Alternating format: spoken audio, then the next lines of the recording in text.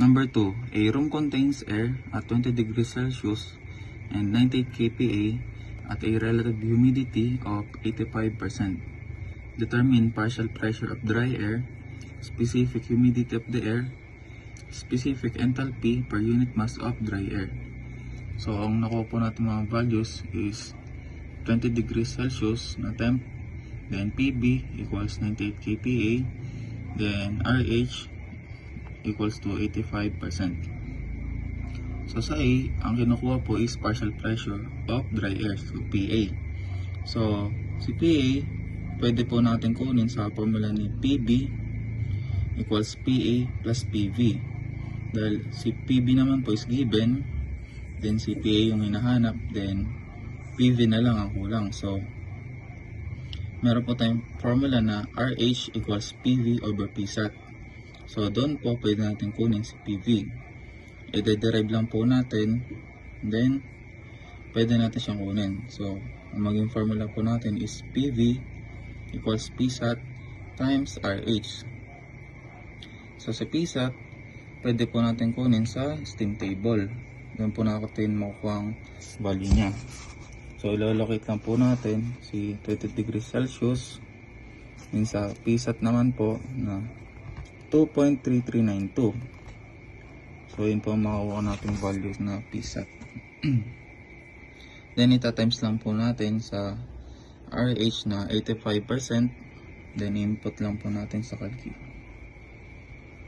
Magiging sagot po is 1.9983 kPa. Then yung previous na formula po natin na PB equals PA plus PV, na pwede natin kunin si PA, i-derive lang po natin at ayan na po yung maging formula.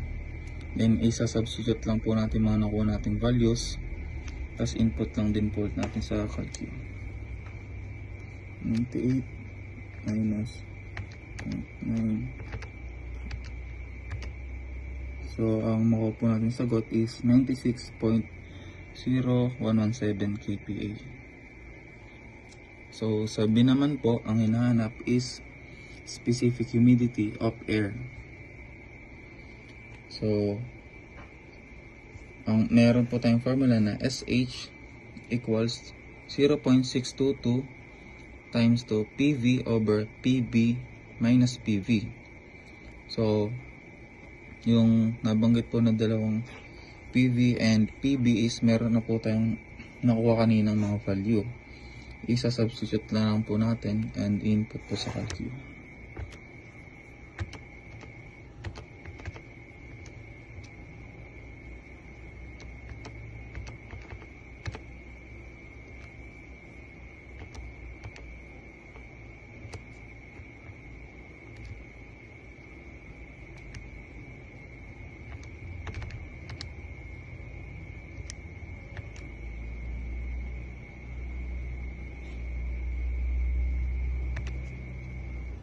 So, ang nakuha po natin sagot is 0.0129 rounded off po.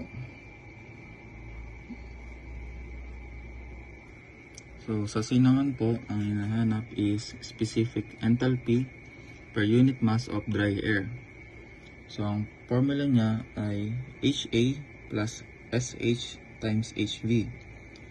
So, ang mga missing values po natin is HA and HB. So, kunin po natin sa HA.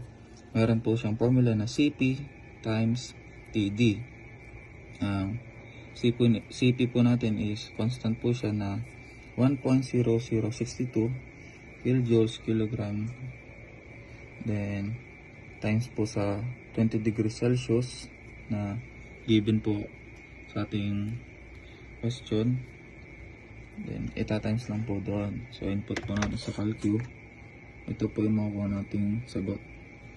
20.124 kilojoules kilogram. Then, si HV naman po equals to HG at 20 degrees Celsius. So, kunin lang po natin yung steam table at i-locate lang po natin ulit. So, si 20 degrees Celsius. Then, sa HG, ito po, 2537.4. Yun po ang value natin sa HV.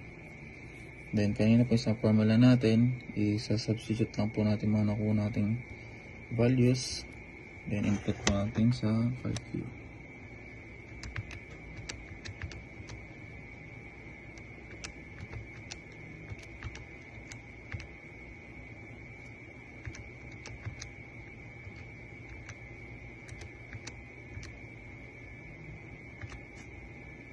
Ayan po ang nakuha natin sa 52.8565 rounded off.